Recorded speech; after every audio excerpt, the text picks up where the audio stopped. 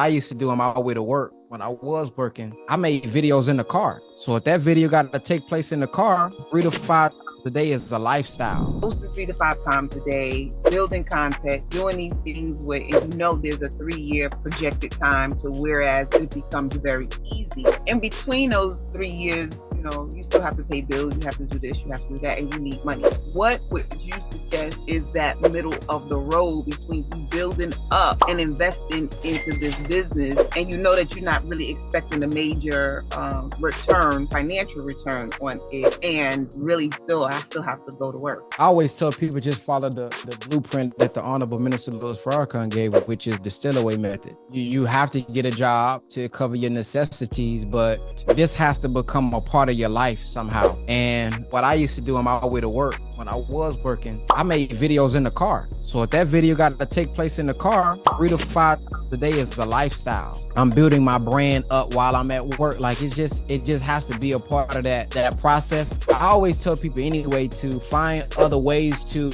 make money, especially in the beginning, so that you're not robbing yourself of the spirit. In the beginning, if we try to do for self too quick, we're going to find ourselves trying to do everything and it's not going to have the spirit in it. Meaning, I'll give an analogy or an example with artists. Some rappers, because they try to become independent and depending on their music so fast, they end up compromising their message. They get to lying in their message. They get to, talking about what they think will go viral, talking about what they think will make them a lot of money because now they are dependent on this. I'm dependent on this going viral. I'm dependent on this getting streams. I'm dependent on this getting sales. And if I stay too conscious, well, they may like it. Oh, that's a dope message, but they ain't buying it. So let me kind of mix in over here. So now I'm starting to compromise myself because now I'm thinking about these bills.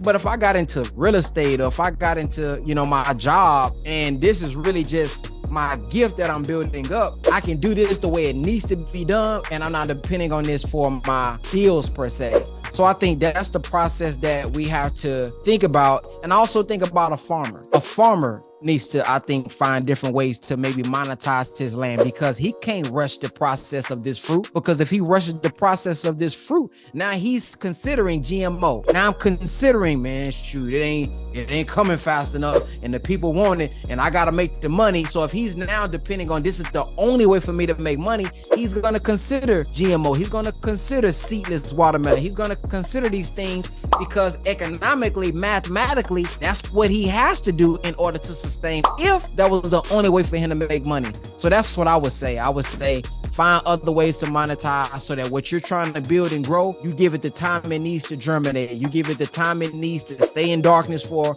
the time it needs to stay in darkness. And once it's able to blossom, now you can eat off of it. But you don't want to produce something that you're eating off of it. Now you're not getting as much nutrients because, you're trying to blossom too fast because you depending on it to pay a bill.